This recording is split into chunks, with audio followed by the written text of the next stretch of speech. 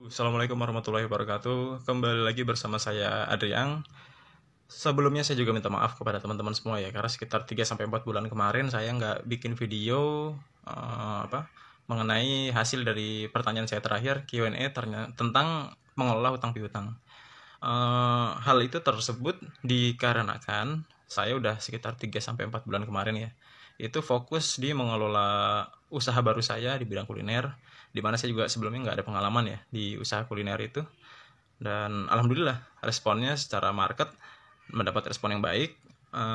Di bulan pertama, bulan kedua alhamdulillah udah mulai profit dan balik modal. Dan bulan ketiga sudah lewat, sekarang masuk bulan keempat. Saya sedang pengembangan untuk membuka kemitraan untuk teman-teman yang ingin bergabung bersama usaha baru saya ini ya. Tapi nggak usah kita bahas dulu lah masalah usaha ini. Saya cuman cerita aja ya, karena apa? Kenapa saya berapa bulan ini nggak bikin video menjawab pertanyaan dari teman-teman, karena saya lagi fokus di usaha saya itu. Nah, sekarang gini, dari beberapa pertanyaan teman-teman, saya juga minta maaf juga ya, banyak yang nggak saya bales secara langsung. Karena apa? Karena saya juga nggak nyangka ada banyak yang ternyata ngubungin saya lewat WhatsApp, ada juga yang lewat DM di Instagram, dan juga komen di YouTube saya. Tapi mohon maaf banget, saya nggak bisa satu persatu saya bales, karena waktu untuk ngetik dan menyelesaikan mengurai satu masalah pun itu sebenarnya agak panjang sih, apalagi diselesaikan dengan cara diketik gitu loh. Jadi saya juga minta maaf banget untuk teman-teman yang udah loyal, pingin pingin pingin sharing masalahnya kepada saya, tapi nggak saya balas secara langsung. Ada juga beberapa yang saya balas, cuman lebih banyak yang nggak saya balas gitu. Nah, dari beberapa pertanyaan tuh yang paling rame nih saya perhatiin itu adalah masalah teman-teman yang udah lunas cicilan, tapi begitu ambil BPKB ternyata ada biaya tambahan, yaitu berupa akumulasi denda gitu kan. Nah, dari sini video awal saya ingin membahas tentang hal ini dulu. Tapi sebelum kita lanjut membahas, untuk teman-teman yang senang tayangan seperti ini, silahkan di subscribe dulu channel saya di bawah sini ya. Terus klik loncengnya biar teman-teman tahu kalau ada pemberitahuan video terbaru dari saya, dan juga di share untuk teman-teman yang lain supaya lebih banyak orang yang mengetahui tentang cara mengelola hutang gitu loh. Ternyata mengelola hutang tuh nggak harus kita cari duit yang banyak, tapi bisa diselesaikan dengan cara negosiasi gitu ya. Oke, lanjut lagi ke tema bagaimana caranya menyelesaikan hutang cicilan yang sudah lunas, tapi kita harus bayar denda lagi untuk mengambil BPKB. Nah, ini saya bahas sesuai dengan pengalaman saya aja ya. Jadi pengalaman saya tuh kalau menyelesaikan masalah ini adalah dengan cara pasti saya tetap mengikuti SOP dari listing tersebut dulu di awal. Yaitu apa? Menulis surat pernyataan negosiasi, pasti kan, keringanan denda untuk pengambilan BPKB. Itu tetap saya bakalan jalani dulu SOP itu. SOP itu dijalanin. Begitu SOP-nya dijalankan, biasanya tuh kebanyakan nggak direspon lagi sama pihak leasing. Karena apa? Karena itu udah bukan tuntutan kewajiban mereka lagi gitu loh kepada pihak pusat.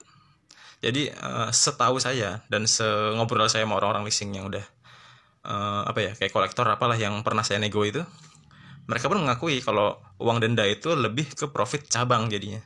Jadi kantor leasing pusat itu mereka hanya butuh uang cicilan bulanan atau omset bulanan itu tercapai aja. Kalau masalah denda itu ibaratnya kayak penambahan bonus lah untuk pihak-pihak terkait atau divisi-divisi terkait mengenai tagih menagihin ini.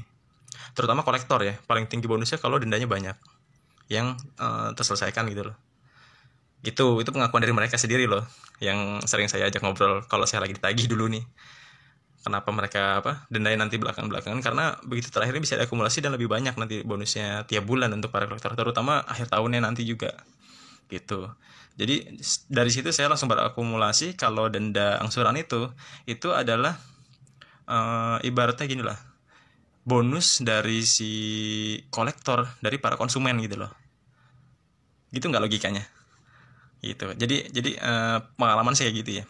Nah, bagaimana cara menyelesaikannya nih? Jadi gini, untuk bisa negosiasi dengan angka yang semurah mungkin, teman-teman tetap mengajukan surat itu. Terus yang kedua, kalau dari pihak kolektor itu nggak ada respon sama sekali, kita datangin lagi, tunggu 1 sampai 2 minggu lah. Setelah nggak ada respon, kita datangin lagi ke sana. Kenapa surat saya kok nggak di follow up, nggak ada tanggapan sama sekali ini saya. Sedangkan tiap minggu atau tiap bulan ya, ada tambahan lagi biaya penitipan BPKB lagi kan. dari total tagihan yang kita belum lunasi aja udah berapa juta, ditambah lagi biaya penitipan BPKB berapa persennya lagi, atau mungkin berapa ratus ribu lagi loh penambahan. Makin lama makin gede jadi utang kita kan kalau kayak gitu caranya. Nah dari situ teman-teman bisa negonya gini caranya. Mas atau Mbak, kalau bisa langsung ke ini ya, ke bagian kolektor, head kolektornya ya, untuk menyelesaikan masalah ini supaya clear gitu loh, nggak usah ada alasan ya ntar saya ajukan dulu ke atasan, nggak ada kata-kata gitu. Bilang saya ketemu sama head kolektornya deh kalau gitu. Begitu ketemu dengan bapak atau ibu di bagian terkait itu, langsung teman-teman tanya, Pak ini kan udah selesai cicilan saya punya etiket baik, terus saya juga bawa uang. Contoh misalkan kita mengajukan pada waktu itu adalah separuhnya, contoh dari 1 juta kita ajukan 500 ribu gitu, atau dari 10 juta 5 juta doang gitu kita ajukan. Atau kalau teman-teman nggak nyampe 5 juta, cuma 2 juta atau 1 juta pun ajuin aja. Karena apa, emang duit saya ada anggarannya segini aja untuk menyelesaikan masalah ini. Karena yang sebelum-sebelumnya saya banyak gali lubang tutup lubang, bilang gitu kan bisa tuh ke pihak kolektor gitu. Misalkan dari 10 juta aja lah, kita harus bayar dendanya itu 10 juta dari cicilan mobil ya, kita cuma mengajukan 2 juta. Nah kita tapi tetap harus konsekuen, kita pun bawa duit 2 juta itu ke kantor leasing, langsung perlihatkan duit 2 juta itu ke pihak head collectionnya atau kolektornya itu. Saya punya etiket baik. Yang pertama, cicilan udah saya lunasi sampai selesai. Itu pun bunganya udah berapa juta Bapak udah terima kan perusahaan. Yang kedua, saya ambil BPKB itu, saya udah bawa uang cash 2 juta ini. Kalau mereka bilang, wah nggak bisa nih Pak, kalau ini kan harusnya totalnya 10 juta. Iya saya tahu, memang saya ditagih 10 juta, tapi itu kan ini kan denda nih. Denda ini saya juga punya etiket baik, saya udah ngisi form 1 atau 2 minggu yang lalu, tapi nggak ada respon. Jadi siapa yang nggak ada etiket baik? Saya udah ngasih kayak gini nggak ada respon, terus saya udah kesini, saya bawa duit lagi nih Pak nih, 2 juta rupiah untuk menyelesaikan masalah ini. Wah nggak bisa Pak gini. Ya udah gini, di sini kan statusnya BPKB saya itu dititipkan kan, bener nggak Pak atau Bu? Tanya kayak gitu dengan nada yang biasa aja ya, jangan yang ayo Pak, jangan kayak gitu. Gini Pak atau Ibu, statusnya di statusnya BPKB saya ini kan dititipkan, bener kan? Kalau dititipkan itu berarti saya punya hak, apalagi BPKB itu atas nama saya kan, saya punya hak untuk melihat barang punya saya yang dititipkan di sini. Bener nggak ada di sini barangnya? Tanya dulu seperti itu. Bener Pak, gini misalkan dijawabnya. Oke, saya mau lihat fisiknya dulu kayak gimana. Coba liatin depan saya sini. Kalau mereka berkelit, pasti berkelit. Wah itu kan ada di kantor pusat, atau kita nggak bisa langsung liatin kalau belum selesai ini. Nah, oh, kalau kayak gitu caranya, oke. Kalau nggak bisa diperlihatkan, ini hak saya loh. Saya punya hak, Bapak punya hak untuk menagih saya 10 juta katanya. Saya punya kewajiban, saya punya etiket baik untuk bayar segini nih, 2 juta. Kemampuan saya segini Pak. Ini udah baik karena saya udah nyicil sampai lunas dan Bapak masih minta duit lagi ke saya nih. Memang saya dulu telat, tapi kan saya lunas semua pembayarannya. Ini udah selesai. Terus saya masih mau nambah 2 juta. Kurang baik apa saya? Yang kedua itu. Yang ketiga, saya minta hak saya dikit, cuman melihat aja BPKB saya bener nggak ada di sini. Kalau nggak ada, oke Pak, berarti saya punya hak untuk melihat BPKB yang saya punya di sini kan. Kalau BPKB ini nggak bisa saya lihat, saya terpaksa kalau gitu harus menyelesaikan ini secara hukum. Maksudnya gimana hukum?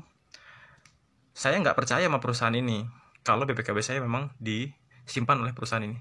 Bisa jadi karena Bapak nggak bisa memperlihatkan sekarang, ini BPKB saya dititipkan lagi oleh Bapak ke perusahaan yang punya bunga, yang meminjamkan uang dengan bunga lebih kecil. Oh nggak mungkin, enggak, saya nggak gitu, nggak gitu. Oke, kalau nggak ada silahkan perlihatkan sekarang juga ke saya. Cara negosiasi kayak gitu teman-teman. Kalau mereka nggak bisa, harus kita balik menekan kepada mereka gitu loh. Supaya apa? Supaya kalau misalkan kita ibaratnya apa ya? Kayak kita sangka lah gitu. Kita sangka, jangan-jangan BPKB saya digadaikan ke tempat lain nih. Untuk apa? Untuk Bapak meminjam lagi ke perusahaan lain yang bunganya lebih kecil. Nah, kalau kayak gitu Pak, itu sama aja Bapak melakukan penggelapan. Dan saya bisa laporkan ini ke pihak berwajib Pak kayak gini. Karena Bapak penipuan nih. Saya titipkan BPKB Bapak naruh ke pihak ketiga, itu namanya pasal penggelapan Pak. Mohon maaf. Kalau gini caranya saya juga harus menyelesaikan secara hukum nih. Nah, biasanya perusahaan-perusahaan leasing itu nggak paling anti ya sama yang namanya ke ranah hukum ya. Karena apa? Karena setiap kontrak-kontrak mereka pun termasuk kayak fidusia segala macam. Itu tuh nggak ada yang namanya secara sah gitu. Kenapa saya bilang nggak ada secara sah? Karena di situ pihak namanya surat pinjam meminjam uang itu dan kredit itu ya, contoh kayak kita ke bank. Yang sah itu kredit adalah disaksikan oleh dua pihak dan masing-masing punya saksi. Yang ketiga harus disaksikan langsung oleh notaris dan ditandatangani di satu tempat yang sama. Itu baru sah. Sedangkan di leasing adalah kita memang ada dua pihak dan dua saksi, tapi nggak ada notarisnya di situ. Nah, secara hukum itu sebenarnya masih cacat hukum sebenarnya kalau dimasukin di ranah perdata atau pidana gitu loh. Nah, dari situ kita bisa ngambil celah. Oke Pak, kalau nggak mau, misalkan mereka biasanya nih kalau udah kayak gini, ya udah Pak, kalau gitu kita selesaikan aja dah. Bisa nggak Pak dinaikin dikit? Saya nggak ada dana lagi, bilangin. Kalau mau selesai ya udah 2 juta ini. Saya udah etikat baik Pak, nih 2 juta silahkan ambil. Saya minta kwitansi, saya minta BPKB sekarang. Biasanya 95% dengan cara kayak gitu mereka ya udahlah. Karena alasannya apa? Contoh nih. Kalau kita di posisi perusahaan leasing itu, kita punya gini ya. Setahu saya tuh per satu cabang kalau di kota ini ya, kalau di dalam kota itu, target mereka tuh bisa 500 sampai 1 miliar omset.